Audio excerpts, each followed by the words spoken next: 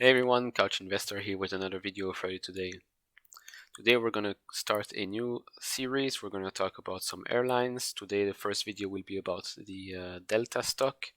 But first and foremost, I would like to thank everyone that has been watching and subscribing to my channel lately. We've reached 51 subscribers. If we could get 100 subscribers by the end of the month, that would be awesome. So yeah, again, thank you everyone that engaged and is watching the videos. I really appreciate it, and don't forget to hit that subscribe button. All right, today we're going to talk about Delta. As I said, there's a lot to talk about. We're going to go over the balance sheet right here. And then we're going to go over a couple of interesting articles.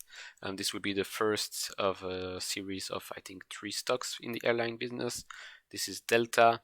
I'm going to talk about Air Canada because we don't want to focus only on American stocks. So Air Canada also looks like a very stable airline company.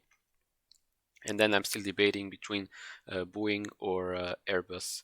Airbus is in France, so we might want some diversification in our portfolio in some cases. So let's dive in. So Delta stock took another hit on this week. Started the week better, then it ended at $30, something like that. Then again took a major hit, went all the way down to around about $21, something like that. So today we're still at $22.48 at the time of making this video. It has a PE ratio of 3.05, so not very high at all, but anyways, Delta has never had a high PE ratio, but I've made some calculations that we're gonna see after we look over this here, and you're gonna see why Delta stock could cause a problem. Dividend yield of 40 cents per share, might not get any dividend for the next couple of years because they're gonna need every dollar they have.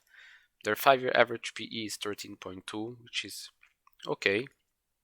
They beat earnings. They're from 2019. As you can see, estimate was 1.40. They reported 1.70, which is fine. They beat their earnings. Well, here you can see 4 times consecutive, so that's always good. And their all-time highs is $63, so it's almost 3 times your money, 300%. Now, cash-wise, let's see, $2.88 billion in cash.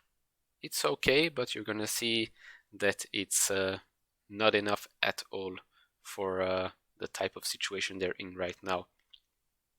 Revenue is 47 billion, cost of revenue 36 billion, gross profit is only $10 billion, total operating expenses $3.7 billion, operating income $6.61 billion. That's not the best numbers, let's say. Cash again 2.88, receivables 2.8 billion, inventory 1.25 billion, prepaid expenses 1.26, which is a total of $8.24 billion. Now non-cash assets, property, obviously the planes and everything, $53 billion. It's almost the same as Carnival. We did a video about this cruise lines, Carnival, Royal Caribbean, and Norwegian Airlines. You want to go check it out here or here. I can't remember which site the videos are popping up, but I think Carnival had $56 billion in property assets. Depreciation minus $17 billion, so net is $36 billion, which is okay. Intangible assets 5.16 billion. Other assets, I don't know what they are, but everything else that isn't one of those, 4.4 billion, which is a total of $36 billion.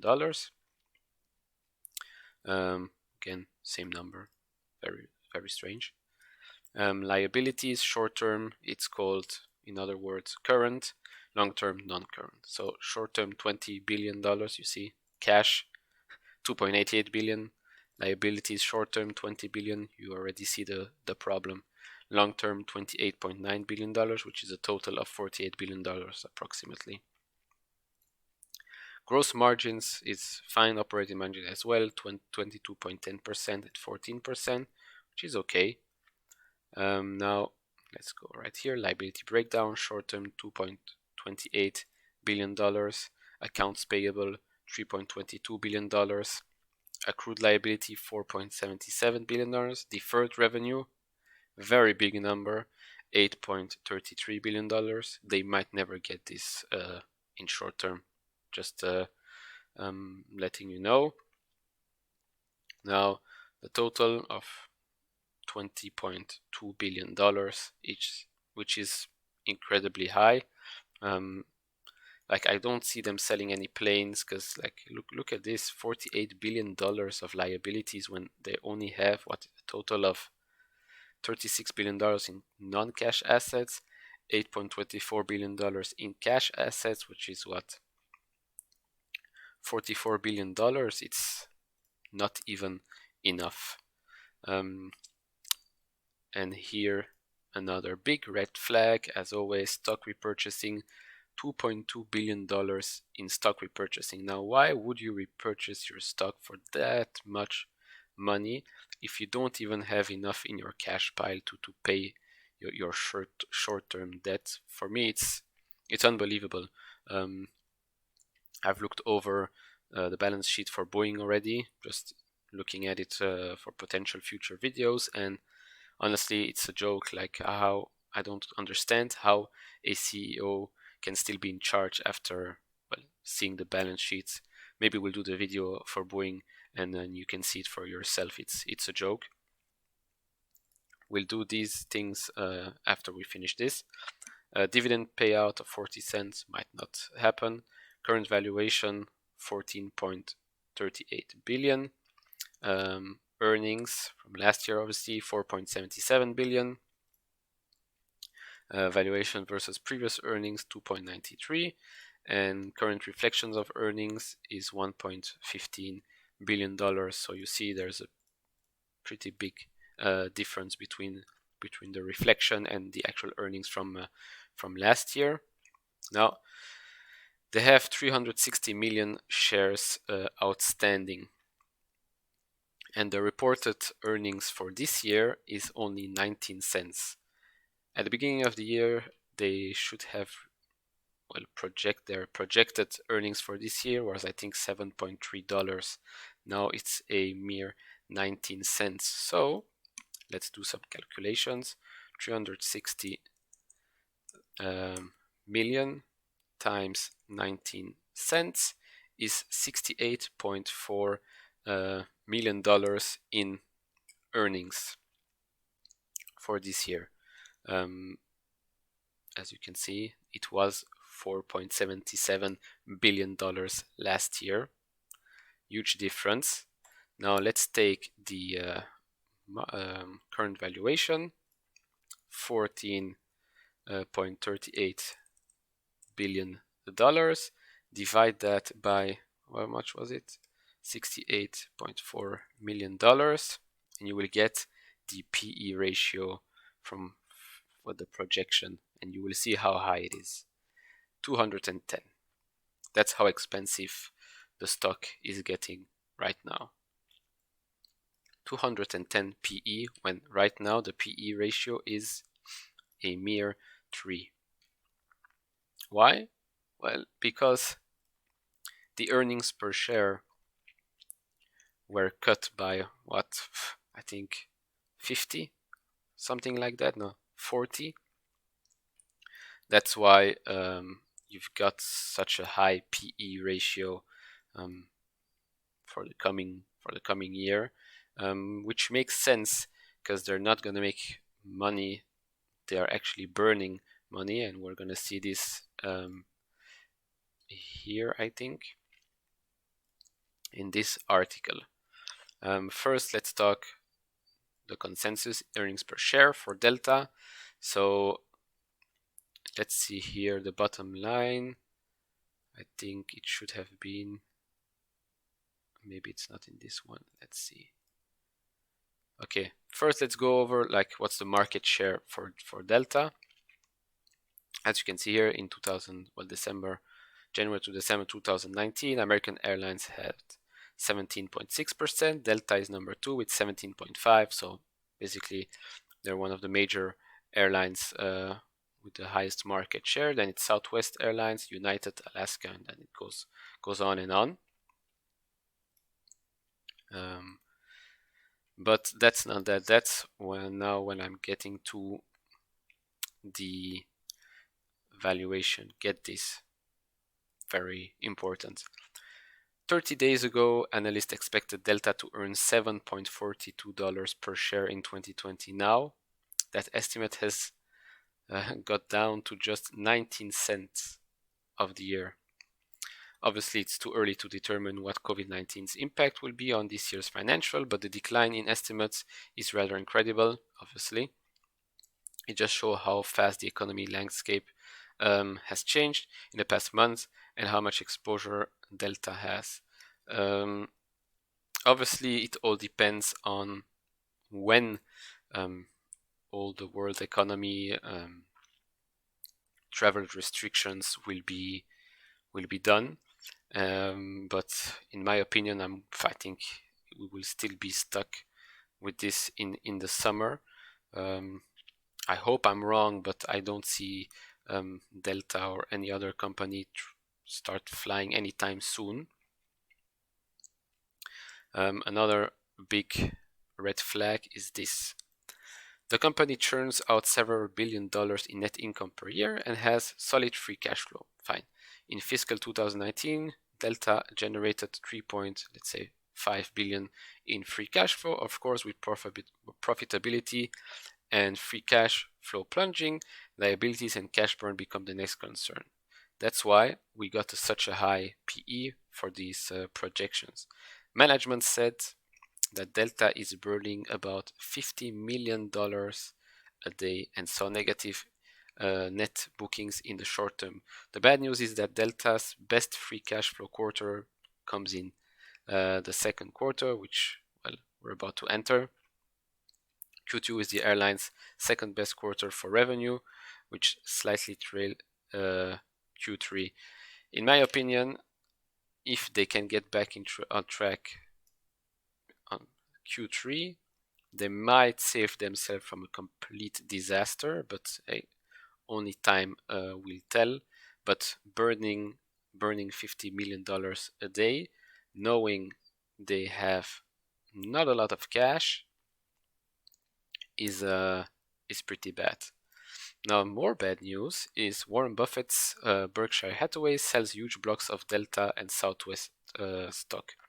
Now, you all might know, I think Warren Buffett's portfolio, they went above their usual 10% ownership. And, well, a lot of people ask the question, how come Buffett didn't sell any airline stocks earlier?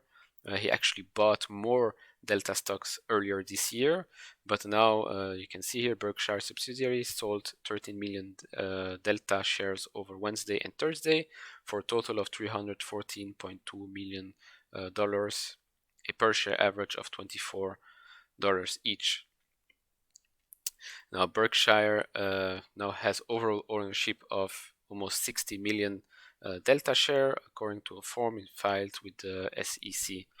Now, my theory is that I think Buffett might, and Charlie Munger obviously, might want to acquire Delta themselves, because I know he's a huge admirer of Delta and other airline stocks, because honestly, they're not going away anytime soon.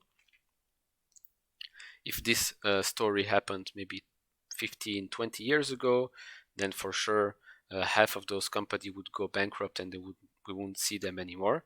But nowadays, with the governments helping them and everything, and people like Warren Buffett that can easily take over or give them a big chunk of money and then own even more, I can see that happening this year. Actually, there's been rumors speculating that he might buy a huge share of Delta just to keep them alive and just to have it in his portfolio a bit, like what he did with Geico. He bought Geico and then made it private. Obviously, he's not going to make Delta private, but if he wants to have a bigger piece of the pie, I think now is the best time to do it because it's super cheap.